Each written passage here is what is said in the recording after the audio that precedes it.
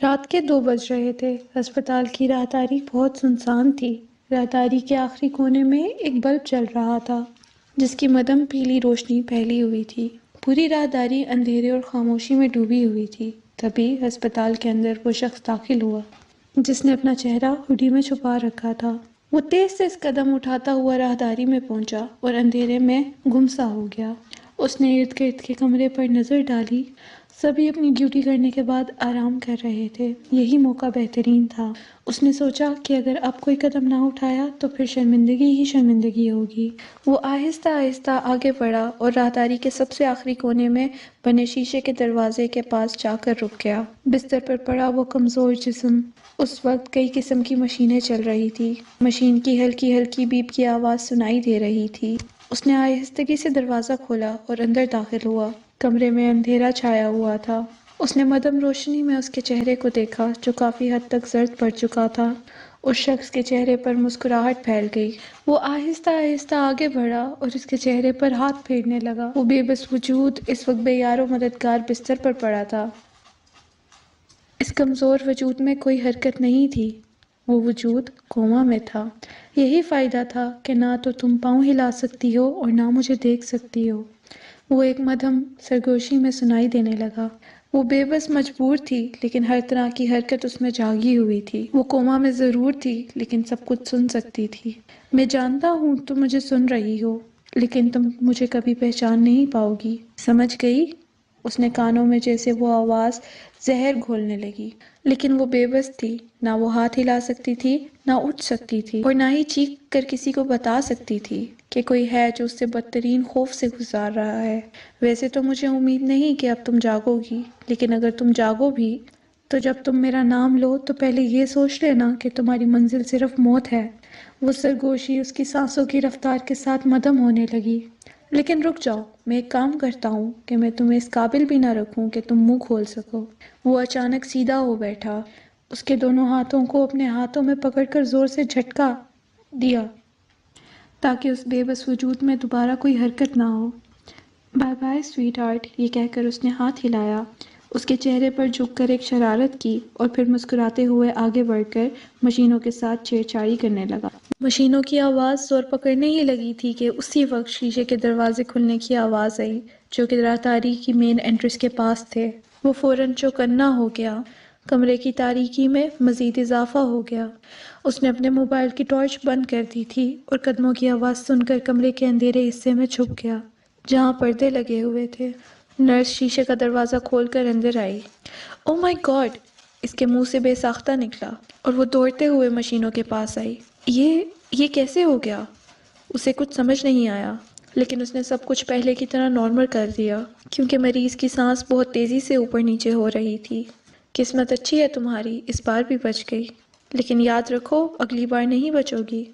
وہ شخص بڑبڑایا۔ نرس اب کمرے سے نکل کر واپس آ چکی تھی اور وہ وجود ایک بار پھر مشین کے سہارے سانس لینے لگا۔ وہ شخص اس کے قریب آیا اور ایک زہر بھری مسکراہٹ چہرے پر سجائے اس کی طرف دیکھا۔ اب جلد تمہاری زندگی ختم ہو جائے گی اور تم اگلے جہاں میں مجھ سے ملو گی۔ وہ سر جھٹک کر آگے بڑھ گیا۔ شیشے کا دروازہ کھلنے کی آواز آئی اور اندھیرے کمرے میں سانس لیتے وجود کی اونگلیوں میں جنبش سی ہوئی تھی۔ اس نے پوری کوشش کی تھی کہ وہ اس بار آنکھیں کھول لے، لیکن شاید اس کی یہ ہمت بھی ناکام ہونے والی تھی۔ ہائے ہائے، کیا ہو رہا ہے؟ وہ اس وقت چھت پر سوکھے کپڑے تار سے اتار رہی تھی کہ اچانک اس کی خالہ جان نے اس کو آواز دی۔ جی خالہ جان، آ رہی ہوں۔ وہ چھت کی ریلنگ سے جھک کر نیچے لان میں کھڑی خالہ جان سے بولی تو انہوں نے اپنا سر پکڑ لیا۔ بیٹی جلدی نیچے آؤ۔ وہ کپڑے وہیں چھوڑ کر نیچے آ گئی۔ سیڑھیاں تیزی سے اترتے ہوئے اس کی سانس پھولی ہوئی تھی۔ جی خالہ جان۔ اس نے فوراً اپنے چہرے سے پسینہ صاف کیا اور پوچھا، تمہیں نہیں پتا بیٹی، زاہد آج واپس آ رہا ہے؟ اس کا کمرہ ویسے تو صاف ہے لیکن الماری میں نادیہ صفائی کرنا بھول گئی ہے۔ تم ایک کام کرو، جا کر اس کی الماری بالکل صاف کر دو۔ یہ سن کر وہ مسکرائی۔ کوئی بات نہیں خالہ جان، آپ گھبرائیں مت، میں ابھی کر دوں گی۔ یہ کہہ کر وہ زاہد انصاری کے کمرے کی طرف چل دی جو پورے 3 دن بعد رات کو گھر آ رہا تھا۔ اذان کی آواز فضاؤں میں گھلنے لگی تھی۔ سورج کی کرنیں نارنجی ہو کر دیواروں پر لپٹتے ہوئے الوداع کہہ رہی تھی۔ وہ زاہد انصاری کے کمرے میں آئی تو کھڑکی کھلی ہوئی تھی۔ اس نے اندر آ کر کھڑکی بند کی۔ کمرے میں ہلکا سا اندھیرا چھا گیا۔ اس نے ایک نظر کمرے پر ڈالی۔ بندہ اتنا بھی ڈسپلن نہ ہو کہ کمرہ بالکل ہائی الرٹ کے منظر جیسا لگے۔ اپنی بات پر وہ خود بھی مسکرائی اور الماری کی طرف کھڑی ہو گئی۔ الماری سے کپڑوں کا ایک طوفان نیچے گر گیا۔ یہ نادیہ بھی کتنی کام چور ہے۔ اس نے سر جھٹکا اور نیچے گرے ہوئے سارے کپڑے اٹھا کر تہہ لگانے لگی۔ یہ کمرہ ویسے اگر نادیہ صاف نہ بھی کرتی تو ویسے ہی چمکتا رہتا۔ زاہد انصاری کو اپنا ہر کام کرنے کی عادت تھی۔ وہ کمرہ ایسے چمکاتا کہ کسی کو صاف کرنے کی ضرورت ہی نہ پڑتی۔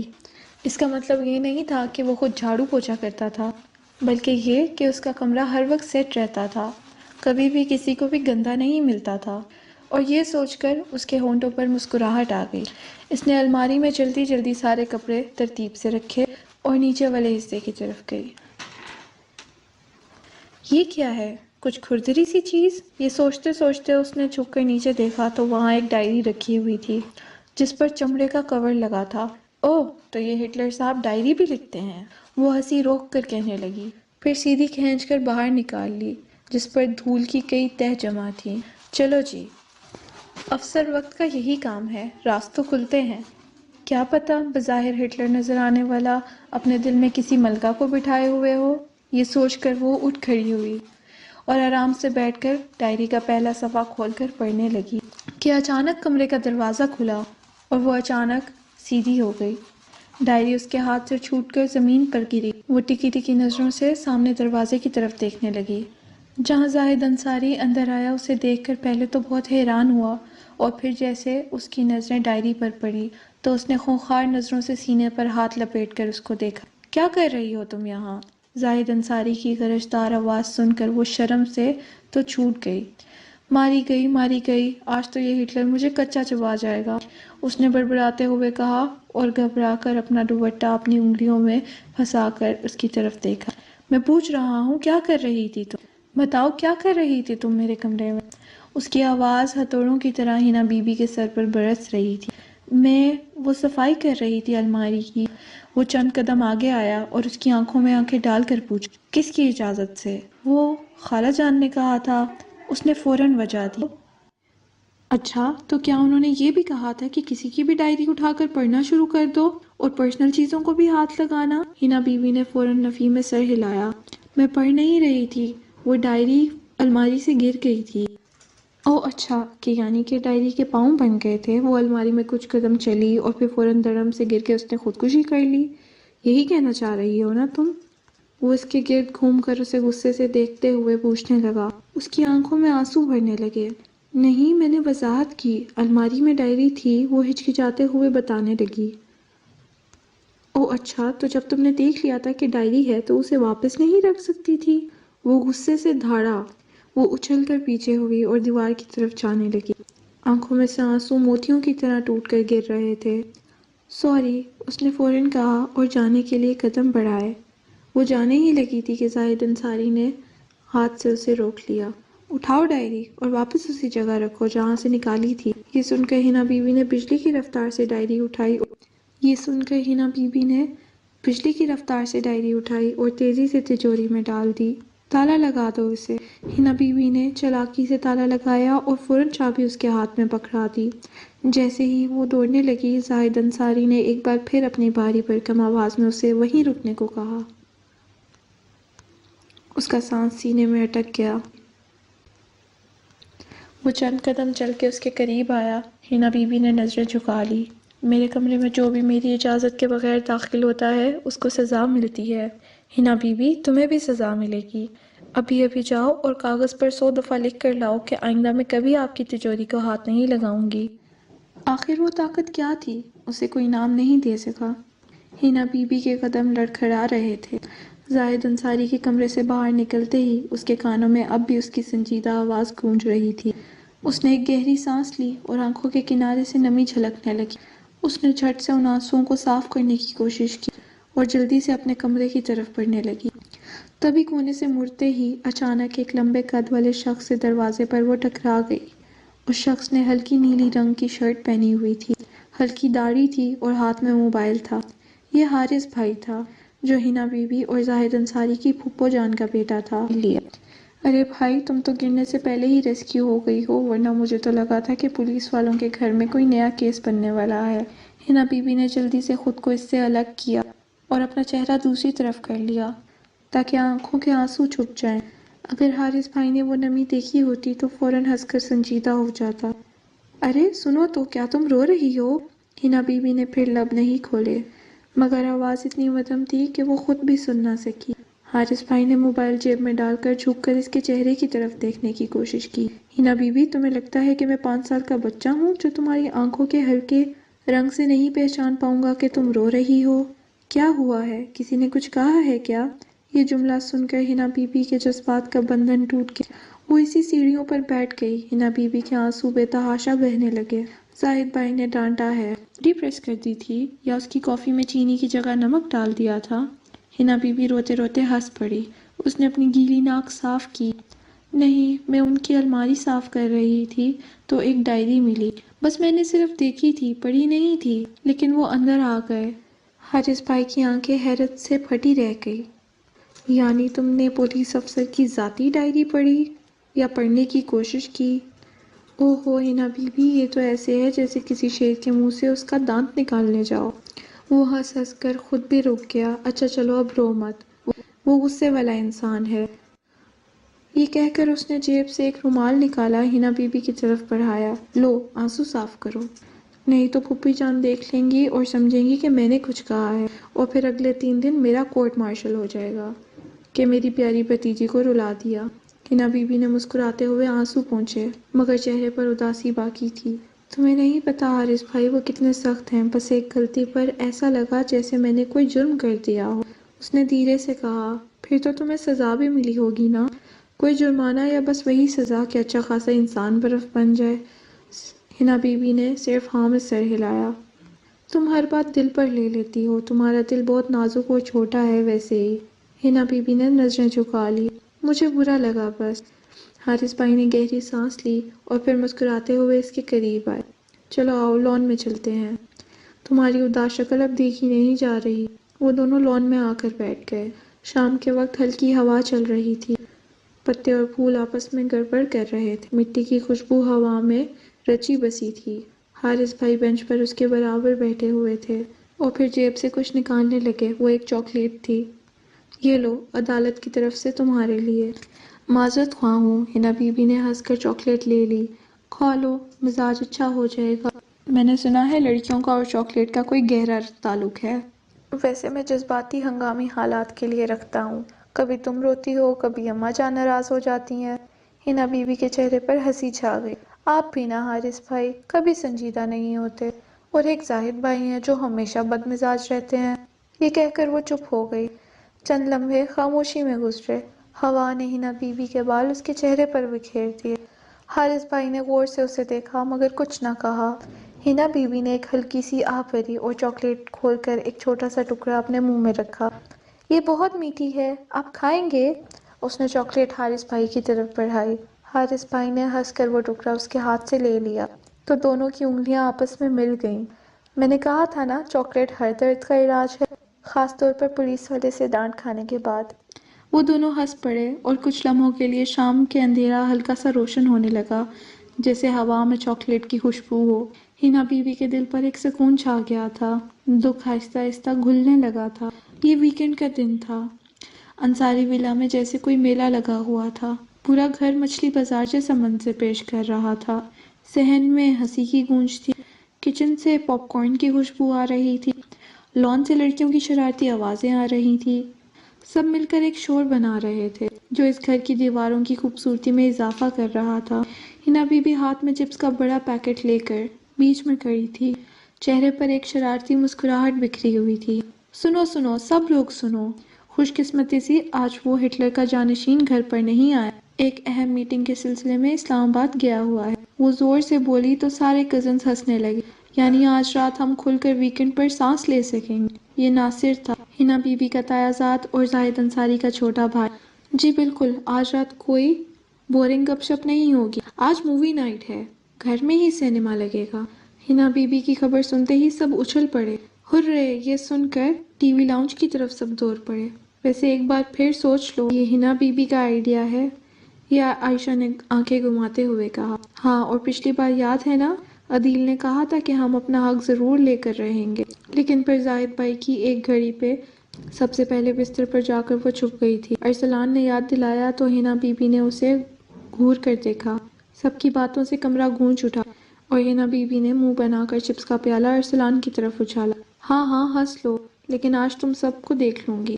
ہنا بی بی اپنے آئیڈیا سے پیچھے نہیں ہٹے گی، پورے سینما کا تجربہ ملے گا۔ LED، فل ساؤنڈ، ڈم لائٹس اور پاپ کارن، 2 قسم کے سوڈا، سب تیار ہیں۔ ہنا بی بی نے اپنا پروگرام بتایا تو حارث بھائی نے لقمہ دی، بس وہ پولیس افسر صاحب نہ آ جائیں، ورنہ مووی نائٹ کے بعد حوالات نائٹ بھی ہو سکتی ہے۔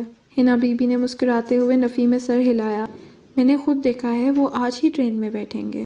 ان کے ٹکٹ ٹھیک تھے، اب یہ ٹرین آتے آتے تو دیر ہو ہی جائے گی نا۔ حارث بھائی جب تک وہ آئیں گے ہم سب فلم دیکھ کے بستر میں گم ہو چکے ہوں گے۔ ہنا بی بی کے کہنے پر سب نے مل کر لاؤنج میں کام شروع کر دیا۔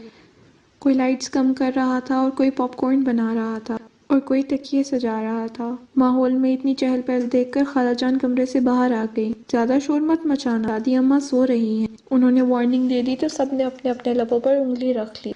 آخر کار سارے انتظامات مکمل ہونے کے بعد ہنا بی بی نے فخر سے ہاتھ جوڑے۔ بس اب سب بیٹھ جاؤ، پھر فلم چلانی ہے۔ وہ بہت پرجوش سی تھی۔ انہوں نے ایک ہارر مووی منتخب کی تھی۔ عدیل نے ریموٹ اٹھا کر LED آن کی، مگر اسکرین پر ایک کالی لائن کے بعد سب کچھ بلینک نظر آنے لگا۔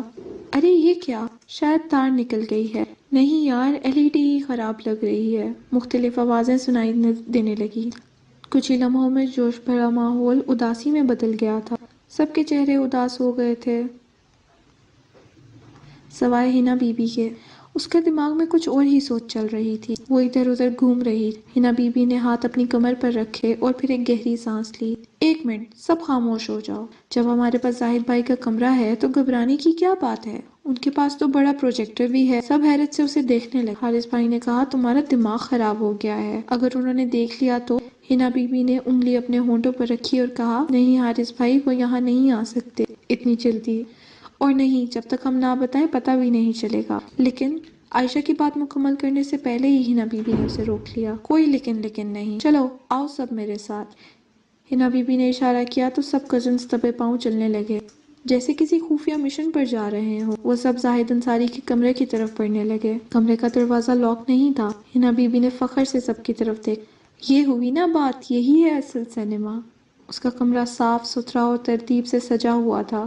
ہنا بی بی بس دعا کر رہی تھی کہ یہ حرکت آخری حرکت نہ بن جائے۔ ہنا بی بی نے سنسناتے ہوئے ہنستے ہوئے پروجیکٹر آن کیا۔ لو جی، اب تو مزہ آ جائے گا۔ وہ سب فرش پر بیٹھ گئے، پاپ کارن کا پیالہ ہاتھوں میں پکڑے، لائٹس بند کی اور پھر مووی دیکھنے لگے۔ اسی شور شرابے میں ہنا بی بی سب سے آگے قالین پر بیٹھی تھی۔ سامنے اسکرین پر پوری توجہ کے ساتھ ادھر گرد دیکھا۔ واہ کیا مووی بنائی ہے، وہ پورے دل سے دیکھ رہی تھی۔ اسی لمحے دروازہ آہستہ سے کھلا اور زاہد انصاری اندر آیا۔ اس کے چہرے پر حیرانی کے ساتھ ساتھ وہ مخصوص سنجیدگی تھی جو اس کی شخصیت کی خاص بات۔ پورا کمرہ اندھیرے میں تھا۔ آہٹ پر سب کزنز نے اسے دیکھ لیا۔ ارسلان نے دبی آواز میں کچھ کہنا چاہا، لیکن زاہد انصاری نے منہ پر انگلی رکھی اور اس کو خاموش رہنے کو کہا۔ دھیرے دھیرے سب پیچھے مڑ کر دیکھنے لگے اور ایک ایک کر کے سب زاہد انصاری کے اشارے پر جانے لگے۔ یہ سب کچھ اتنی رازداری سے ہوا کہ ہنا کو پتہ بھی نہ چل سکا۔ کوئی پاپ کارن لے کر بھاگ گیا، کوئی تکیہ اٹھا کر راہداری میں غائب ہو گیا۔ چند لمحوں میں کمرے میں صرف ہنا رہ گئی تھی۔ ہنا کو کچھ خبر نہیں تھی کہ سب کزنز نے اس کے ساتھ دھوکہ کیا ہے۔ وہ اب بھی فلم میں گم، آنکھیں کھلی ہوئی تھی اور وہ سانس رو کے بیٹھی تھی۔ وہ لوگوں پر معصوم حیرت کر رہی تھی۔ ہائے، اب دیکھو یہ مرنے والی ہے، اب یہ لڑکی روئے گی۔ اس نے کمنٹری کی تو زاہد انصاری خاموشی سے اس کے پیچھے آیا اور اس کے برابر آ کر بیٹھ گیا۔ ہنا نے عائشہ سمجھ کر بغیر دیکھے اس کے ہاتھ پکڑ لیا۔ یار، ڈر لگ رہا ہے۔ یہ سین تو بڑا سسپنس والا ہے۔ اس کی نظریں اسکرین پر ہی جمی ہوئی تھی۔ پھر وہ تھوڑی دیر رکی اور زاہد کا ہاتھ دبا دیا۔ ویسے عائشہ، تم ویکس نہیں کرتی کیا؟ مردانہ ہاتھ ہیں تمہارے۔ زاہد انصاری نے اپنی مسکراہٹ چھپائی اور ایک گہری سانس بھری۔ تمہیں کیا لگتا ہے، مجھے ویکس کرنی چاہیے؟ ہنا نے پہلے ہونکتے ہوئے کہا، ہاں نا، تھوڑا خیال رکھا کرو۔ پھر جملہ ادھورا رہ گیا۔ اس کا منہ کھل گیا۔ اس نے گردن آہستہ آہستہ موڑی۔ سامنے وہی زاہد تھا، سیاہ ٹی شرٹ پہنے، بازو فولڈ کیے ہوئے، چہرے پر دبی ہوئی مسکراہٹ اور آنکھوں میں شرارت کی چمک لیے ہوئے۔ ہنا کے چہرے کی اور رنگ اچانک بدل گیا۔ آپ یہاں؟ ہاں، یہ میرا ہی کمرہ ہے، یاد ہے یا بھول گئی ہو؟ زاہد انصاری نے طنز سے کہا تو ہنا اچانک کھڑی ہو گئی۔ لیکن سب تو یہاں تھے، عائشہ اور زاہد۔ ہنا کی زبان خوف سے لڑکھڑا گئی۔ زاہد نے صوفے کی طرف اشارہ کیا۔ سب جا چکے ہیں، تمہاری بہادری دیکھنے کا شوق کسی کو بھی نہیں تھا۔ میں سب صفائی کر دیتی ہوں، بس ابھی۔ اس نے پھرتی سے ہاتھ میں پکڑے ہوئے پیالے کو نیچے رکھا اور نگاہیں چرا کر کمرے میں صفائی کرنے لگی۔ پہلے گناہ کھیلنا پھر صفائی کا ڈرامہ، کیا کہنے ہیں آپ کے ہنا بی بی؟ ہنا نے نظریں جھکا لی۔ میں نے سوچا جب بور ہو رہے تھے تو تھوڑا سا زاہد کی آواز بلند ہو گئی۔ یہ میرا کمرہ ہے ہنا، تمہارے کھیلنے کی جگہ نہیں ہے۔ اگر تمہیں فلم دیکھنے کا شوق ہے تو نیچے لاؤنج میں، صحن میں، آنگن میں، کہیں بھی دیکھ لو۔ ہنا کے گلے میں کچھ اٹک گیا۔ مجھ سے غلطی ہو گئی۔ ہاں تم ٹھیک کہہ رہی ہو، لیکن جیسے ہی میں بیٹھا تو ٹرین کو دروازے لگ گئے اور وہ ہوا میں اڑنے لگی۔ نہیں، میرا مطلب وہ نہیں تھا۔ وہ پوری طرح شرمندہ ہو گئی۔ ہاں تمہارے ساتھ یہی مسئلہ ہے، غلطیاں ہو جاتی ہیں، ہمارا مطلب غلط نہیں ہوتا، اور تمہارا لہجہ ہمیشہ اتنا معصوم ہوتا ہے کہ لگتا ہے جیسے تمہیں پتہ ہی نہیں کہ کیا کر رہی ہو۔ نکل آؤ اپنے بچپن سے، ورنہ بہت بڑا نقصان اٹھاؤ گی۔ زاہد کا ہر لفظ سیدھا اس کے دل پر لگ رہا تھا۔ ہنا نے جلدی سے چپس کا ڈبہ اٹھایا، کمبل سنبھالا، تکیے رکھے، ریموٹ اس کے پاس رکھا۔ اس کی سانس تیز تھی اور ہاتھ کانپ رہے تھے۔ تمہارے پاس صرف 10 منٹ ہے، آرام سے سب کچھ اپنی جگہ پہ رکھو، اور اگر میرے کمرے میں قدم رکھا نا تو بھول جاؤں گا کہ میں تمہارا کزن ہوں۔ ہنا نے جلدی سے سر ہلایا۔ جی دوبارہ نہیں ہوگا۔ مجھے وعدے نہیں سننے، عمل بھی کر لیا کرو۔ اس نے 10 منٹ سے پہلے کمرہ درست کر لیا تو زاہد انصاری نے اشارہ کیا، دروازہ وہاں ہے، نکل جاؤ اب۔ اس کے لہجے کی سردی نے جیسے پورے کمرے کو جما دیا ہو۔ پہل تھی، ٹیبل پر چائے اور پراٹھوں کی خوشبو پھیلی ہوئی تھی۔ ہنسی کے شگوفے پھوٹ رہے تھے، ہر ایک اپنے انداز میں رات کی باتیں دہرا رہا تھا۔ یار ہنا، تم تو کل بالکل پتھر بن گئی تھی، ریحان بھائی نے دیکھا ہی نہیں تمہارا چہرہ۔ عائشہ کے کہنے پر ہنا نے منہ بنا کر اس کی طرف دیکھا۔ تم سب کمینوں پر میری لعنت ہو۔ قبول کر کے شکریہ کا موقع، بدتمیزوں نے مجھے اکیلا چھوڑ دیا۔ وہ دل ملائی تو ارہم نے بلند ہنسی لگائی۔ ہنا بھی ہنس پڑی۔ میں تو سمجھی عائشہ میرے کانوں میں آواز پڑتے ہی لگا جیسے زمین ہی کھسک گئی ہو۔ اس نے ایک جھرجھری سی لی۔ پھر جس تیزی سے تم نے کمرہ صاف کیا، میں نے اپنی زندگی میں کسی نوکر کو اتنا پھرتی دکھاتے ہوئے نہیں دیکھا۔ ہنا کی بات سن کر عائشہ ہنس پڑی۔ زاہد انصاری وہی چالاک لڑکا خاموشی سے اخبار پھیلا کر چائے پی رہا تھا، لیکن اس کے کان ہر لفظ سن رہے تھے۔ اس کا چہرہ پتھر بنا ہوا تھا، بے تاثر تھا۔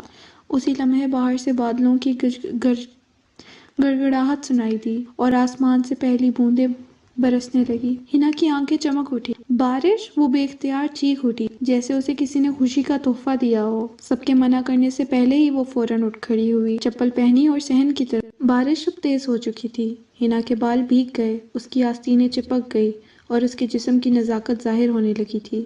وہ دونوں ہاتھ پھیلا کر آسمان کی طرف دیکھ رہی تھی۔ کتنی خوبصورت خوشبو ہے مٹی کی۔ اس نے آنکھیں بند کر کے مٹی کی خوشبو سونگھی۔ اسی لمحے وہ سب کچھ بھول کر پورا گھر دیکھ رہا تھا، سب سے زیادہ تو زاہد جو لاؤنج میں بیٹھا تھا۔ جیسے ہی اس نے سر اٹھایا تو لاؤنج کے شیشے کے باہر منظر دکھائی دیا۔ ہنا پوری طرح بھیگی ہوئی تھی، وہ بغیر دوپٹے کے بارش میں گھوم رہی تھی، اس کے ماتھے کی رگ دھڑک رہی تھی۔ اس نے چائے کا کپ آہستہ سے رکھا اور خاموشی سے کھڑا ہو گیا۔ وہ لاؤنج کے پچھلے دروازے سے گیا اور اس کو گھورتا رہا۔ بارش کی بوندیں درمیان میں تھی اور وہ زاہد سے جا ٹکرائی۔ جیسے ہی وہ پیچھے مڑی، زاہد انصاری اس کے بالکل سامنے تھا۔ یہ کیا تماشا لگا رکھا ہے؟ زاہد کی آواز دھیمی مگر برف جیسی تھی۔ اس نے اپنے گیلے بال پیشانی سے ہٹائے۔ میں بس تھوڑا سا بھیگ رہی تھی۔ موسم بہت پیارا ہے نا؟ پیارا موسم تمہارے دماغ کی طرح ہے جسے کوئی قابو نہیں رکھ سکتا۔ ہنا نام ہے پر ہنا نام کی کوئی چیز نہیں ہے۔ وہ ساکت رہ گئی۔ اگلے ہی لمحے اس کی نظریں جھک لیں۔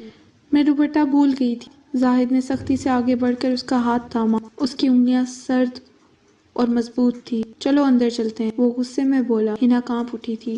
چھوڑو، سب دیکھ رہے ہیں، تو دیکھنے دو، شاید سب کو سمجھ آ جائے گا کہ اب تم ہوش میں آ گئی ہو۔ وہ اسے گھسیٹتے ہوئے کنارے پر لے گیا اور دیوار کے قریب روک لی۔ اس نے قریب رکھی میز کا کپڑا اٹھایا اور غصے میں اس کے سر پر ڈال۔ تم مکمل بے شرم لگ رہی ہو۔ زاہد انصاری کی آواز ہنا کے دل میں اتر۔ ہنا کی آنکھوں سے آنسو بے ساختہ نکلے۔ میں نے کچھ غلط کیا؟ زاہد نے ایک لمحے کے لیے اس کو دیکھا، لیکن چہرہ موڑ لیا، جیسے بہت کچھ کہنا چاہتا ہو مگر کہہ نہ پا رہا ہو۔ تمہیں کبھی احساس نہیں ہوگا تمہاری چھوٹی چھوٹی حرکتیں دوسروں کو کیسی لگتی ہیں۔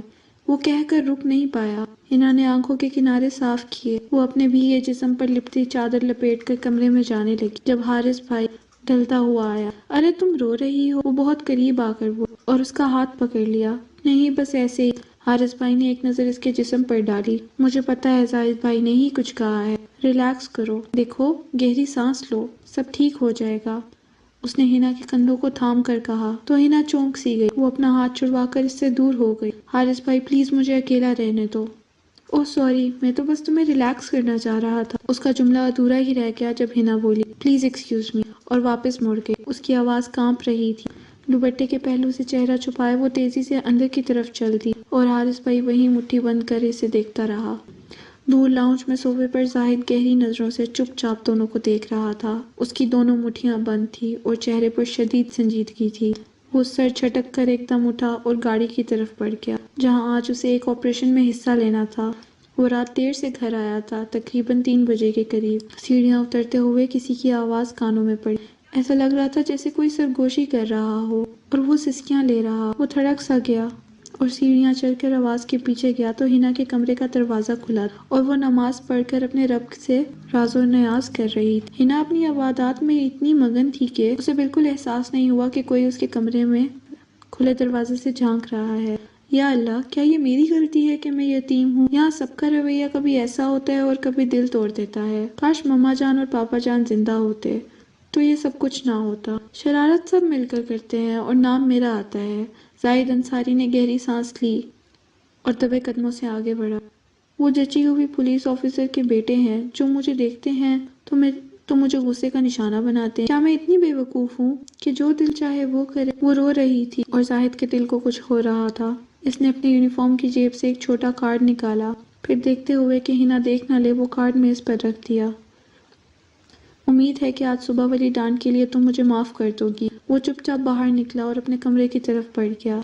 رات کے اس پہر زاہد کا یوں ہنا کے کمرے سے نکلنا حارث بھائی نے نیند سے آنکھیں موندے دیکھا تھا اور وہ حیران رہ گیا تھا۔ کمرے میں صبح کی روشنی پھیل چکی تھی، کھڑکی کے پردوں کے بیچ سے سورج ہلکی کرنیں ظاہر انصاری کے یونیفارم پر پڑ رہی تھی۔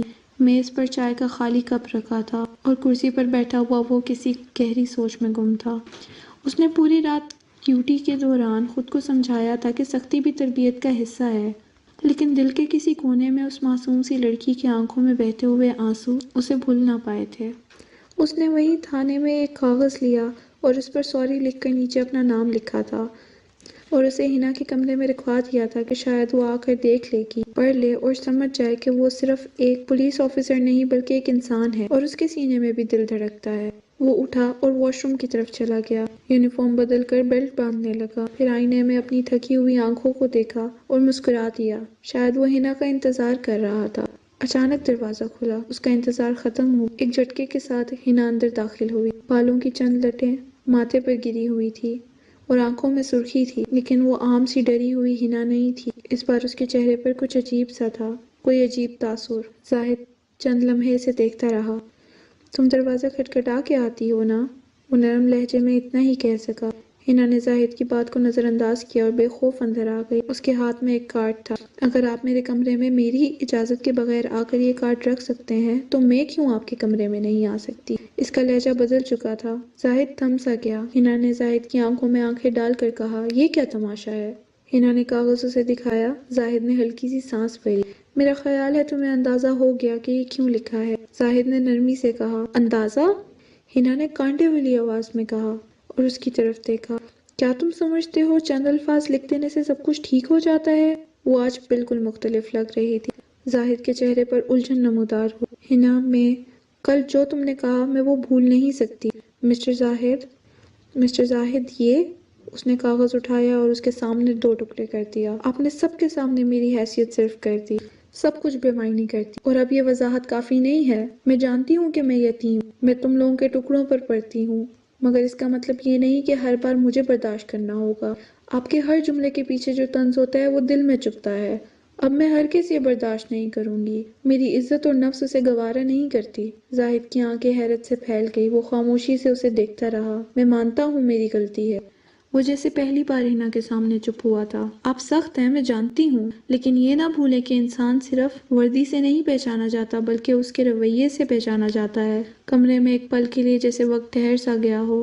ہنا نے آہستگی سے قدم موڑے، دروازے تک پہنچی، بغیر پلٹے پھر رک گئی۔ کبھی کبھار نرمی بھی عزت بڑھا دیتی ہے، یہ کہہ کر اس نے دروازہ آواز کے ساتھ بند کیا اور باہر نکل گئی، اور زاہد وہیں کھڑا رہ گیا۔ اس کے ہاتھ میں یونیفارم کی ٹوپی تھی، مگر وہ بغیر پہنے ہی زمین کی طرف دیکھنے لگا جہاں کاغذ پر لکھا تھا سوری۔ اس نے آہستگی سے وہ ٹکڑے اٹھائے اور اپنے ہاتھ میں جکڑ کر کھڑا ہوا۔ کھڑکی کے باہر سورج کی روشنی بڑھ گئی۔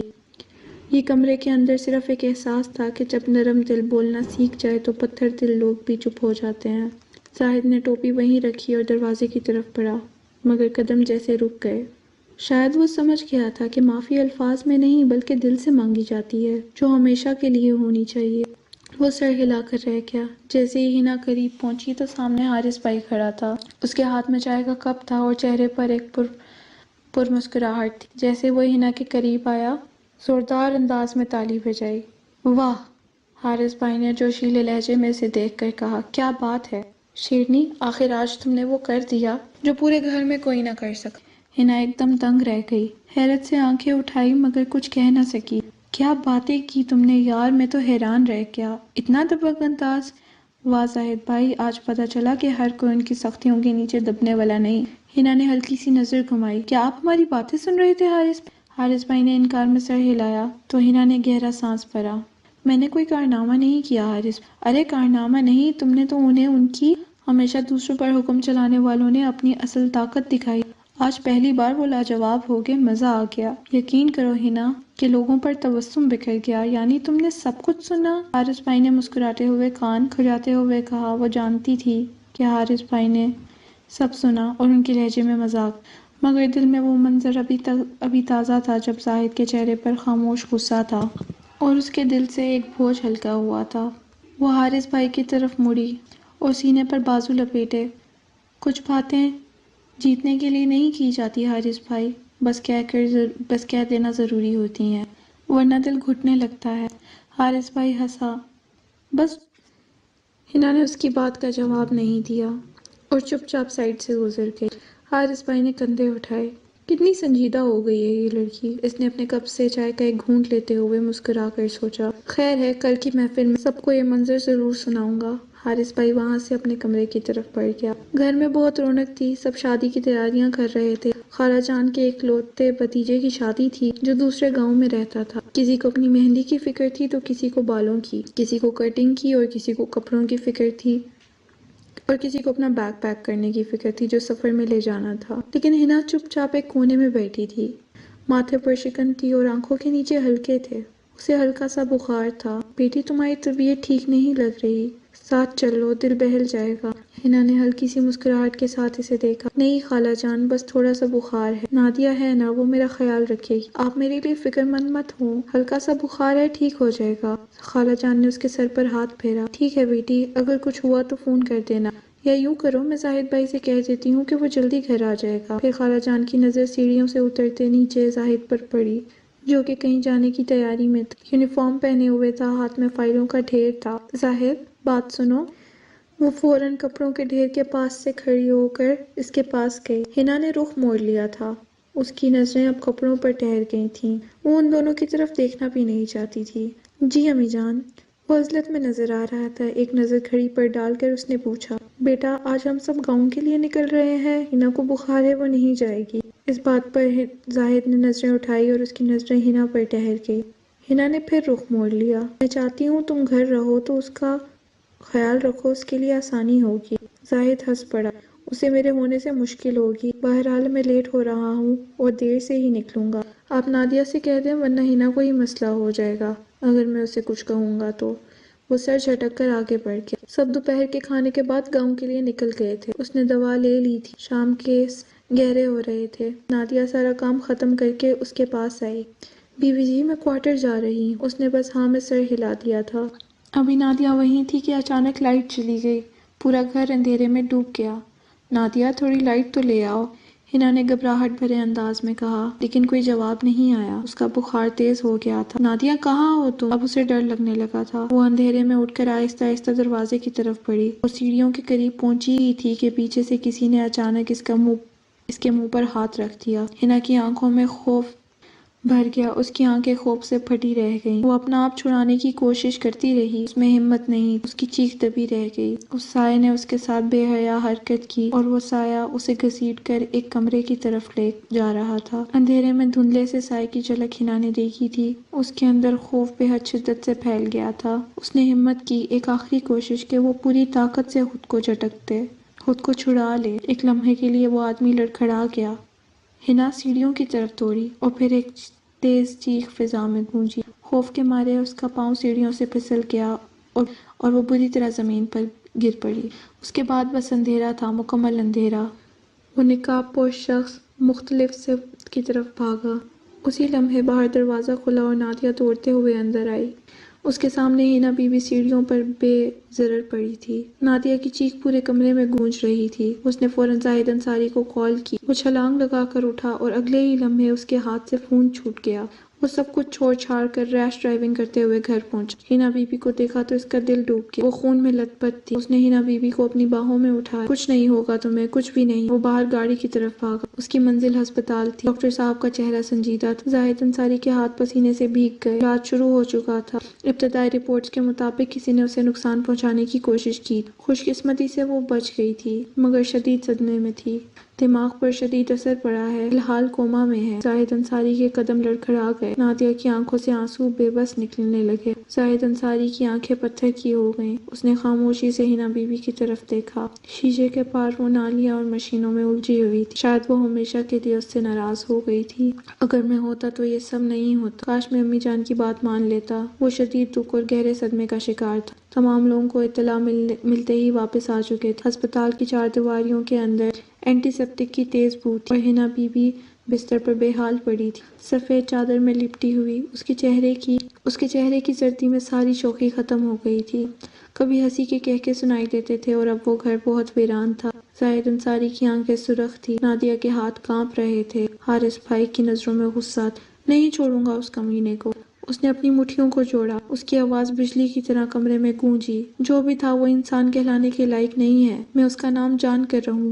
بیٹا خاموش ہو جاؤ، یہ ہماری اور ہنا بی بی کی عزت کا معاملہ ہے۔ اس بات کو بس یہیں ختم کرو۔ لیکن حارث بھائی کے اندر طوفان تھا۔ نہیں امی جان۔ سب حیران ہو کر پیچھے مڑے۔ دروازے کے قریب زاہد انصاری کھڑا تھا، سفید شلوار قمیض کا کالر ڈھیلا تھا اور آنکھوں میں نیند سمائی ہوئی تھی۔ وہ کئی راتوں سے سویا نہیں تھا۔ ہنا بی بی کو اس ہسپتال میں ایک ہفتہ ہو چکا تھا اور وہ آہستہ آہستہ آگے بڑھا۔ میں تفتیش کروں گا۔ اس کی آواز ہموار تھی مگر اس کے اندر جلتی ہوئی آگ تھی۔ میں معلوم کروں گا کہ وہ کون تھا جس نے میرے گھر کی عزت پر ہاتھ ڈالنے کی جرات کی۔ حارث بھائی نے حیرت سے اس کی طرف دیکھا۔ زاہد انصاری نے نگاہ اٹھائی۔ آنکھوں میں وہی چمک تھی جو کسی سپاہی کی آنکھوں میں اپنے پرچم کے بعد ہوتی ہے۔ میں خاموش نہیں رہوں گا۔ یہ صرف جرم نہیں ہے، یہ میرے ایمان کا امتحان ہے۔ حارث بھائی اس کے قریب آئے اور کہا، میں تمہارے ساتھ ہوں۔ زاہد انصاری کے چہرے پر ایک تلخ مسکراہٹ آئی۔ میں نے بہت غلطیاں کی حارث، لیکن اب نہیں۔ اب یہ میری تفتیش نہیں، میرا انتقام ہے۔ وہ بستر کے قریب گیا اور ہنا بی بی کے نازک ہاتھ اپنے ہاتھوں میں لیے۔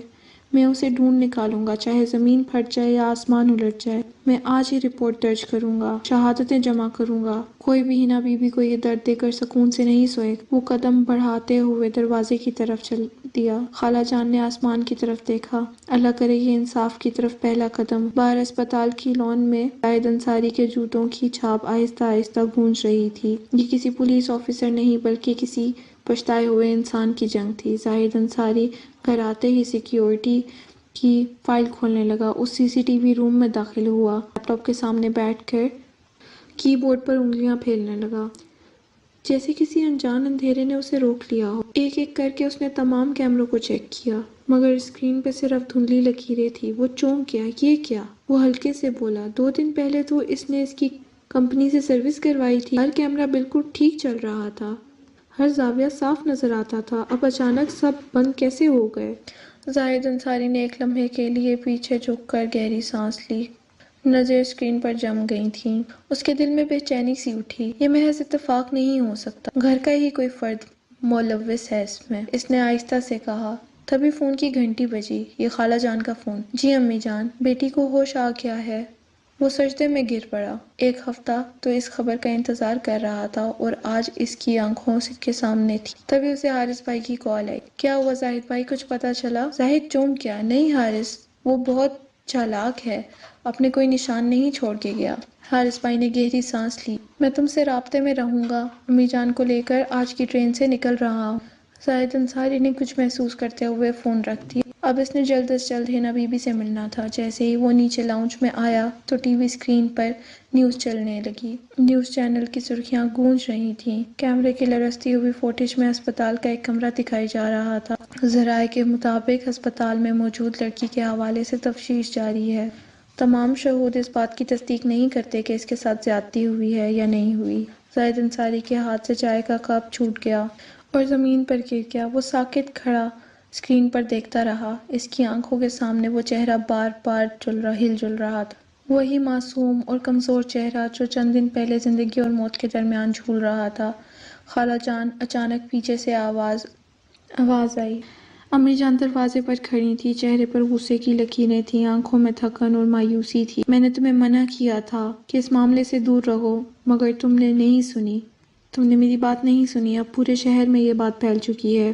ہینا بی بی پوری طرح بدنام ہو گئی۔ اب کون اس سے شادی کرے گا؟ تم نے اس کی زندگی کیوں مشکل بنا دی؟ زاہد انصاری خاموش کھڑا رہا۔ اس کے ہونٹوں پر کوئی رد و عمل نہیں تھا، مگر دل کے اندر طوفان اٹھ رہا تھا۔ تم جانتے ہو یہ خاندان کی عزت کا مسئلہ ہے۔ تمہارے ابو جان کو پتہ چلا تو میں ضرور اس سے شادی کروں گا۔ خالہ جان کا چہرہ زرد پڑ گیا۔ کیا کہا تم نے؟ زاہد انصاری نے نظریں اٹھا کر کہا، میں اس سے شادی کروں گا، ابھی اسی وقت۔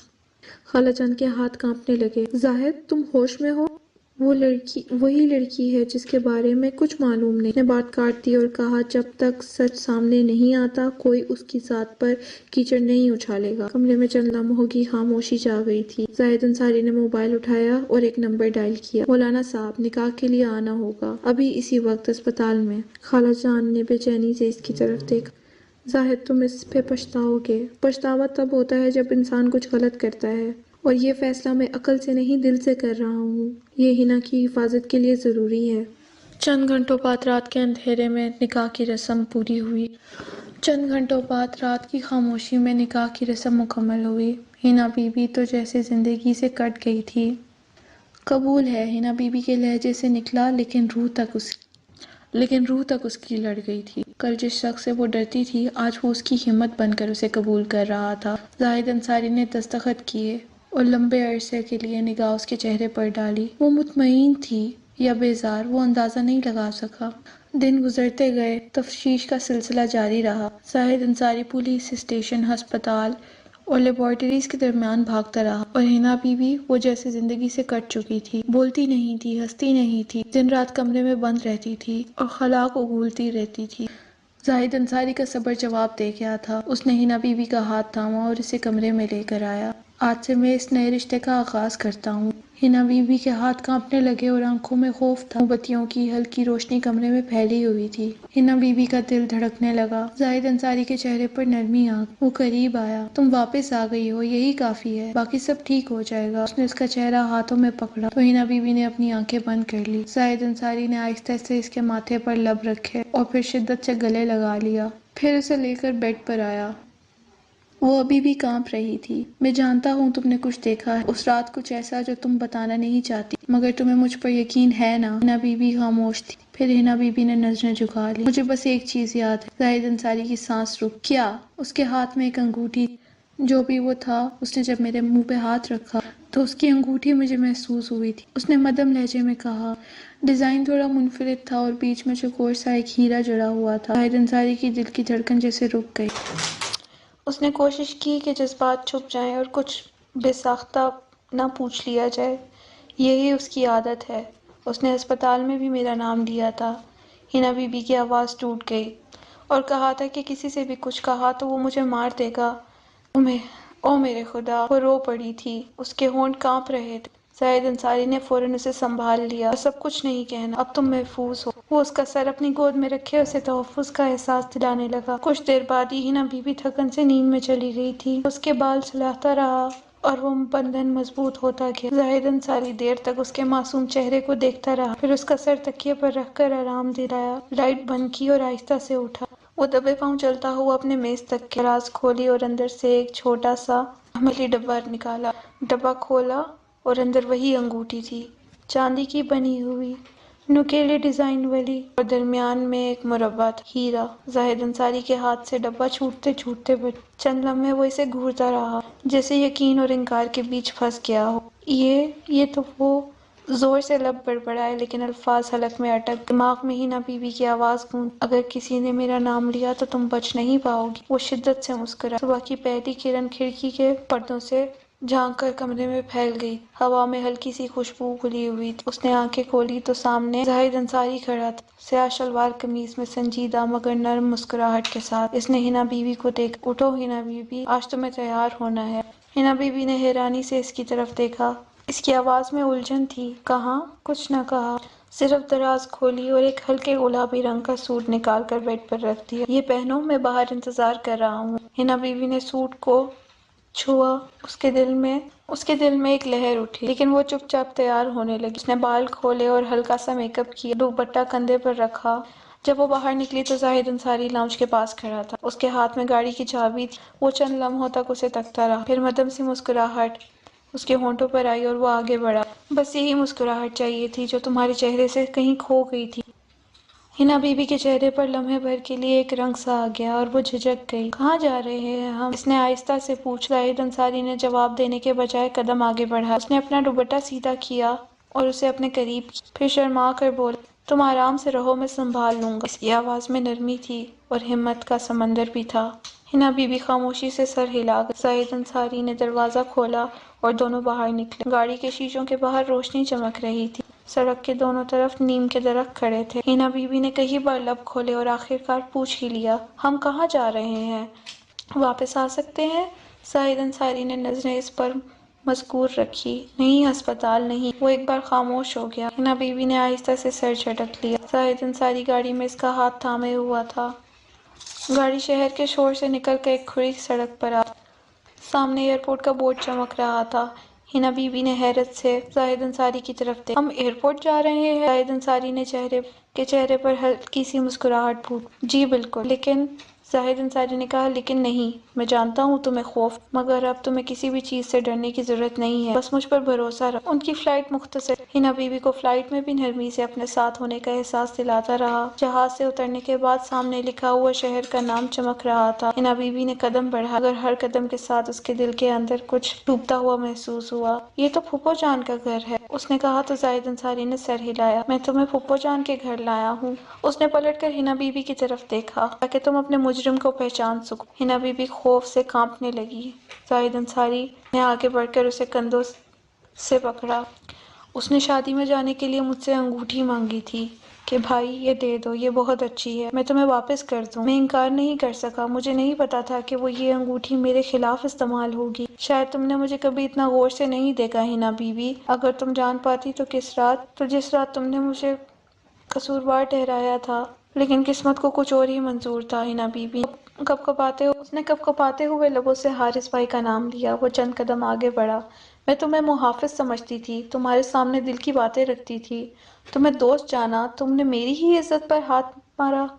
انسپکٹر صاحب، اس کو گرفتار کریں. سن کر حارث بھائی غصے میں پیچھے ہٹا. ہنا بی بی نے پولیس کا ہاتھ پکڑ انسپکٹر سے ہتھکڑیاں لے کر اس کے ہاتھ میں پہنا دی. اسے سخت سے سخت سزا ملنی چاہیے. یہ میرا بیٹا ضرور ہے، لیکن اب یہ مجرم بھی ہے جس نے میری یتیم بھتیجی پر بری نظر ڈالی. حارث بھائی کو پولیس لے گئی تھی. زاہد انصاری نے ہنا بی بی کا ہاتھ تھاما ہوا تھا. اسے لے کر باہر نکل آیا. اس کی آنکھیں سرخ ہو گئی تھیں. زاہد انصاری نے اسے رونے دیا. گاڑی ایک بار پھر نامعلوم منزل کی طرف بڑھ گئی. سورج غروب ہونے کو تھا. نیلا سے سمندر کی لہروں پر سنہری روشنی تیزی سے پڑ رہی. زاہد انصاری نے گاڑی روکی اور ہنا بی بی کی طرف دیکھا. اس کی آنکھوں میں نمی تھی، لیکن وہ نمی اب دکھ کی نمی نہیں تھی، سکون.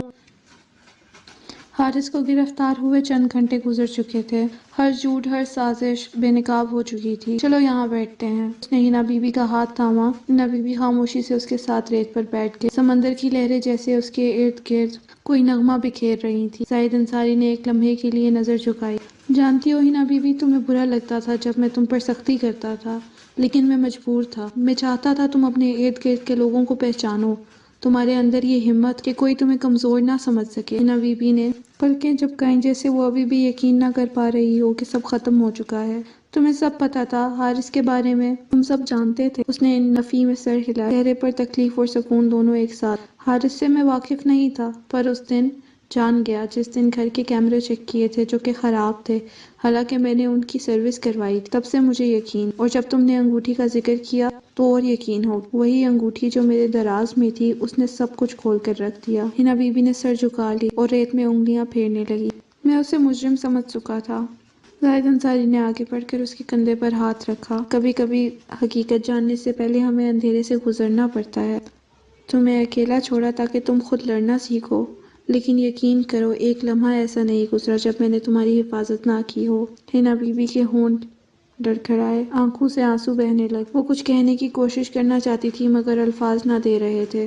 زاہد انصاری نے نرمی سے اس کا چہرہ اوپر اٹھایا۔ اب سب ختم ہو گیا ہے، اب کوئی سایہ تمہیں نہیں ڈرا سکتا۔ اسی لمحے ہنا بی بی نے جیسے اپنی سارے خوف، تھکن، اپنی خاموشی ایک لمحے میں زاہد انصاری کے حوالے کر دی ہو۔ وہ بے اختیار زاہد انصاری کے سینے سے لپٹ گئی۔ زاہد انصاری نے آنکھیں بند کر لی، اس کے بال سہلانے لگا۔ سمندر کی ہوا ان دونوں کے ارد گرد سے گزر رہی تھی، جیسے فضا میں اس وقت کا احترام کر لیا ہو۔ بس تم سلامت رہو، یہی میرا سکون ہے ہنا۔ ہنا نے سر اٹھایا، اس کی آنکھوں میں چمک تھی۔ اور اب زاہد انصاری مسکرایا، ایک تھکی ہوئی مگر پرسکون مسکراہٹ۔ تمہارے مجرم کو وعدے کے مطابق انجام تک پہنچا دیا ہے۔ اب ہم شروع کریں گے ایک نئی زندگی جس میں خوف نہیں ہوگا۔ سمندر کی لہروں نے جیسے ان کے وعدے پر مہر لگا دی ہو۔ ہنا بی بی نے آہستہ سے اپنا سر اس کے کندھے پر رکھا۔ پہلی بار اس کے دل میں سکون اتر چلا تھا۔